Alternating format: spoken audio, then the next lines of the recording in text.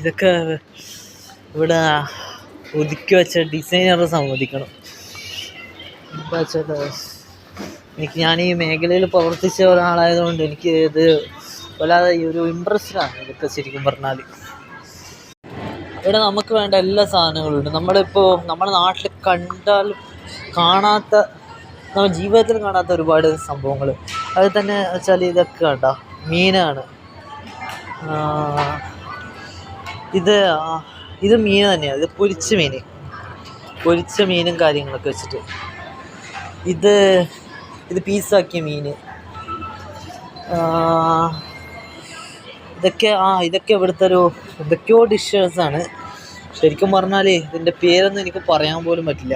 ഒരു പ്രശ്നമുണ്ട് ഇവിടെ, ജപ്പാനികളുടെ മുഖത്തേക്കൊന്നും നമ്മളെ ഫോണ് തിരിക്കരുത്, ചിലപ്പോൾ അവർ പറയും. അപ്പം ഇതൊക്കെ പ്രശ്നമാണ്. എന്തിൻ്റെ മാംസമാണെന്ന് പോലും അറിയില്ല. പക്ഷെ എന്നാൽ എന്തൊക്കെയോ ആണ്, കണ്ടിട്ട് കൊതിയാവുന്നു. ഇത്രയും സാധനങ്ങൾ വെച്ച് ഇത്രയും വാങ്ങിച്ചു പോകാനായിട്ട് ആൾക്കാരുണ്ട് ഇവിടെ, ഓരോ ആൾക്കാർ. ഇതൊക്കെ ഇതിനെ പോയിക്കൊണ്ടിരിക്കും.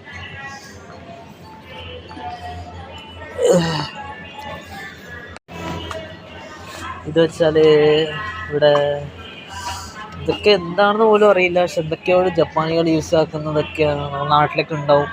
പക്ഷെ നമുക്കൊന്നും അറിയില്ല. അങ്ങനത്തെ ഉള്ള ഒരുപാട് സാധനങ്ങൾ കാര്യങ്ങളൊക്കെയാണ് ഇവിടെ ഉള്ളത്. ഇതൊക്കെ കുപ്പികളുടെ ഒരു ഇതാണ്, വെള്ളത്തിൻ്റെ ഡ്രിങ്ക്സ് ഓരോന്നോരോന്നാണ്. ഇതൊക്കെ കോഫിയാണ്. ഇതൊക്കെ ഓരോ ജ്യൂസ് കാര്യങ്ങളൊക്കെയാണ് ചെയ്യുന്നത്. അങ്ങനെ ഇങ്ങനെയൊക്കെ പോകും. ഇത് സംഭവിച്ചാൽ ഇതൊക്കെ ഓരോ ജ്യൂസും കാര്യങ്ങളൊക്കെ വെച്ചിട്ട് മിൽക്കുണ്ട്, പ്രോട്ടീൻ മിൽക്കുണ്ട്, യോഗാട്ടുണ്ട്. പിന്നെ വെച്ചാൽ ഇവിടെ